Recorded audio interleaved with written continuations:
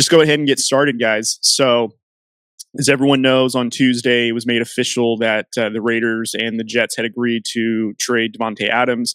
Davante Adams goes to the Jets, and the Raiders received a third-round pick, conditional to be a second-round pick, depending on some performance and incentive metrics centered around whether or not Davante Adams becomes either a first-team All-Pro, a second-team All-Pro, or if the Jets make it into the playoffs. And I think if Davante Adams is on the roster for the AFC Championship game and the Super Bowl, I believe is the conditions for that second round pick. But it's official. The Davante Adams situation has concluded. The Raiders, struck a deal. They held to their convictions on what their asking price was. And I think the biggest win for the Raiders in this respect is they were able to get Davante Adams' salary completely off the books, which is pretty huge. He has a large contract, which was a huge question mark on whether or not we were going to be able to find a team that was going to be able to help take majority of it, all of it, or whatever the case may be. And it looks like the Jets were a team that was willing to facilitate. They were willing to pay whatever to get Davante Adams to appease Aaron Rodgers. And so now Aaron Rodgers has, his boy. Not only does he have Alan Lazard and Nathaniel Hackett, and also doesn't have Robert Saleh. I mean, again, I mentioned this a little while ago, but the New York Jets are a shade of green away as being considered now the Packers, just because that's how they're built. And I mean, get a couple more players and what's the difference? So, I have some mixed feelings about this. Business wise, for the Raiders, this makes the most sense. Aging quarterback, we're not really being very competitive. We need to get some assets back so that way we can rebuild for the future. And there was a team that was willing to pay the asking price for Davante Adams. As a Raiders fan, what I was frustrated with the situation is, it felt like Davante Adams quit on the team, and that's frustrating because the entire last season when we weren't doing so well, this whole offseason when there was rumors that Davante Adams may get moved, it was kind of pushed aside by Davante Adams, and we were reassured that no, he wants to be a Raider, he wants to stay here. And following a victory over the Browns, the following day, he comes out that he wants to be traded and tells Antonio Pierce. And, this is the frustrating part, is because here we had a player who, regardless of the frustration, was willing to stay with the Raiders and help us be as competitive as possible. And I can understand this on the player side for Davante Adams as well. Just a breakdown of the situation at large with Davante Adams. He was traded to the Raiders. It was one of the first acquisitions that the previous regime, Josh McDaniels and Dave Ziegler, had made when they were first brought on board. And one of the first things that they did is they traded for Davante Adams, gave him a new contract, made him one of the highest paid receivers at the time. He was paired with not only his college quarterback and best friend, but also on the childhood team that he loved to play with and loved to watch, according to Davante Adams. And then the first season clearly was an underwhelming season. We had weapons in place like Josh Jacobs, obviously Davante Adams. We had Hunter Renfrow. We had Darren Waller before he retired. We thought that we were as good as a team as anyone to compete for the playoffs, potentially the Super Bowl. And I thought our expectations were in the right place, considering who we had brought in terms of McDaniels and Ziegler was a regime that is used to winning championships. And that's what their status quo was. And to our thought, that was what we can expect from this regime. And you add at the time, an argument still, the best receiver in the game. And, we should be a powerhouse of a team. Of course, as everyone knows, that first season completely underperformed expectations, very disappointing. At most times during games, our offense looked stagnant, looked like it didn't have any creativity, lots of frustration. But the one thing that was a great deal to see is Josh Jacobs was a beast when it came to running the ball. Also, Derek Carr and Davante Adams had this connection that you can see, and it was something that was making the Raiders at least competitive, if play calling differences and this, that, and the other. Obviously, before the conclusion of the first season, the Raiders, or I should say, Josh McDaniels and Dave Ziegler, decided to set Derek Carr for the final 2 games because they didn't want him to get injured and them have to be now responsible for this injury kicker that Derek Carr had on his contract. And then the Raiders had the audacity to ask Derek Carr, after doing all this, if they would do them a solid by waiving his no trade clause so they can get an asset or draft picks for him. And to which Derek Carr rightfully said, no, you either pay me my money when it's due or you can just cut me and I walk for free. And the Raiders unfortunately had to walk him for free, which, you treat Derek Carr like that, and he's spent almost 10 seasons in your organization. I think Derek Carr was justified in doing that. However, though, you can make the argument that was the first strike for Davante Adams in his sour taste for being with the Raiders. Again, a poor performing first season. Then before the conclusion of that poor season, you then have this fallout with his quarterback, his best friend, who then goes somewhere else. Davante Adams then says, I didn't just come to the Raiders to play with only Derek. I came because they're a team that I grew up loving and I love being a Raider. So I'm here regardless. And so we did that. In season 2, we signed Jimmy Garoppolo to now be the new quarterback for Davante Adams. Didn't work out as well as I think Raider Nation was hoping for. And you can see that. Davante Adams in games wasn't even getting targeted. Jimmy Garoppolo was throwing passes that was essentially putting Davante Adams in harm's way, and that was being exploited for sure. So then Davante Adams in that second season goes through Jimmy Garoppolo, Brian Hoyer, and then AOC, who he ended up finding some chemistry with. And not even the conclusion of last season, in season 2 of this regime with Dave Ziegler and Josh McDaniels, they get let go. Antonio Pierce comes in, and this team functions better as a team, especially defensively. And then in the offseason, Davante Adams was one of the players, along with Max Crosby, that was very vocal about his support for Antonio Pierce. And ultimately, Mark Davis appoints and hires Antonio Pierce to be the full-time head coach, and then they bring in Tom Telesco to help build this team. And now, obviously, in this timeline, it's this season. In this offseason, we also signed Gardner Minshew. And I can understand what the Raiders' mindset was when they brought in Gardner Minshew to compete with AOC. They wanted to see if AOC could compete and put himself in a different, or show that he's improved enough to be the outright starting quarterback. And I can understand with what the Raiders' decision, specifically with Antonio Pierce's decision, was to name Gardner Minshew the starting quarterback because, one, he's the most veteran quarterback on the roster, hands down. And then you have players around him such as Michael Mayer, who we drafted, who's coming into a second year. Obviously, still have Davante Adams, Jacoby Myers, who we brought in the season prior, who had a very successful first season.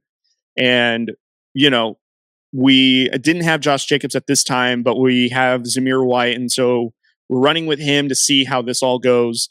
And the best way to see how this team's really going to function is if you have majority of your positions have veterans in them.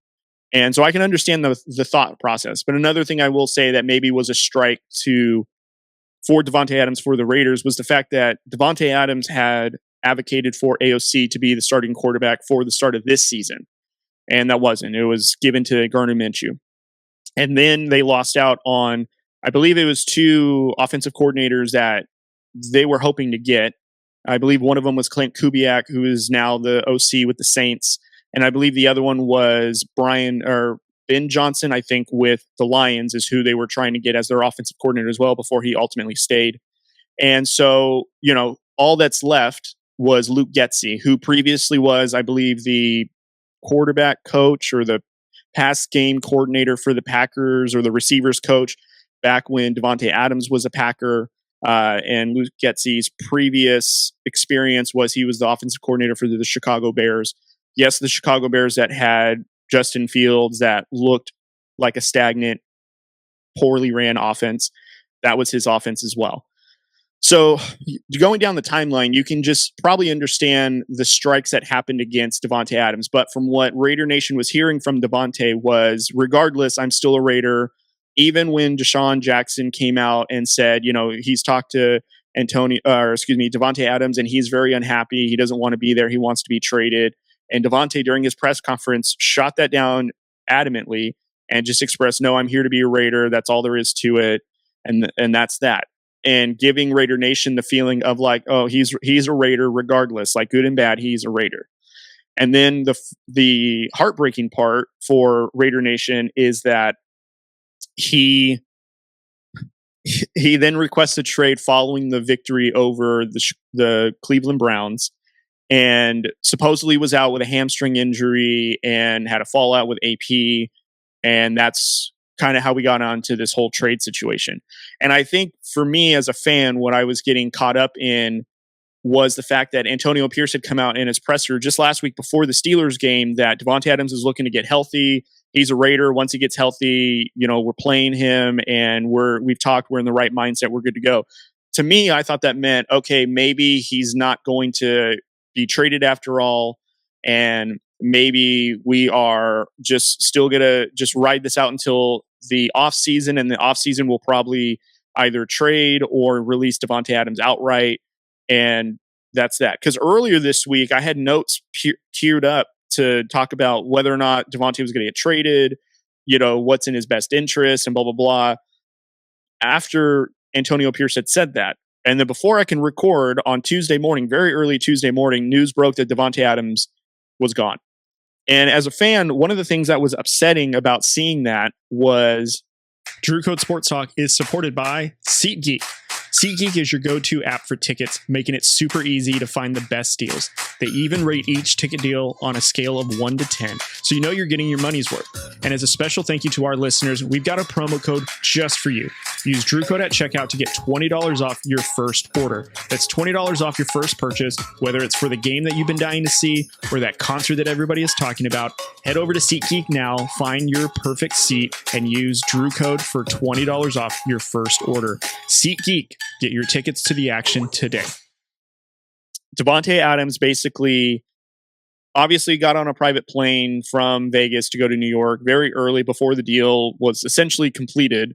Although, of course, it's probably the business of it because he had to get a physical done to get it signed off on. And then we're hearing, it looks like he's on track to start for Sunday, which they would be going against the Steelers. The Jets would be. And then it's like, was your hamstring really injured? And then another thing is the fact that on the Pat McAfee show, when Aaron Rodgers does his weekly hit, you see Davante Adams kind of sneak into frame during the interview and kind of speak a little bit. And it just felt very calculated. And as much as I love Davante Adams as a player and I'm grateful for his time with the Raiders, it just felt like he was kind of rubbing it in Raider Nation's face. And again, I'm probably reading too much into that, but I'm just speaking about how it made me feel as a fan for the Raiders. I just didn't like it. I thought it was a little bit more of a middle finger to Raider Nation. And granted, Raider Nation is a hard fan base to be a part of, because even this season is as tumultuous as it is. It goes from all different spectrums. Following the win that we had in Baltimore, we had people saying that, oh yeah, we're a great team, we can put it all together. Following the loss that we had to the Steelers, everyone needs to go. AP, Luke Getsy, Patrick Graham, they all need to get fired. We need to just rebuild all over again. We're the worst team in the NFL. Like, that's how much it swings. So Raider Nation is not an easy fan base to play for. Like, we're very critical. But the optics of just that situation with Davante Adams just looked very, very difficult.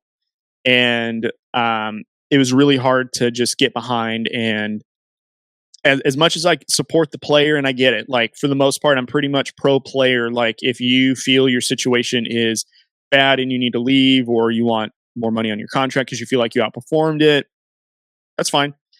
It just felt like a slap in the face to Raider Nation. So that's just how I felt, honestly. But in the grand scheme of things, to just break down the trade, clearly, in my opinion, Davante Adams goes to a worse situation than the Raiders.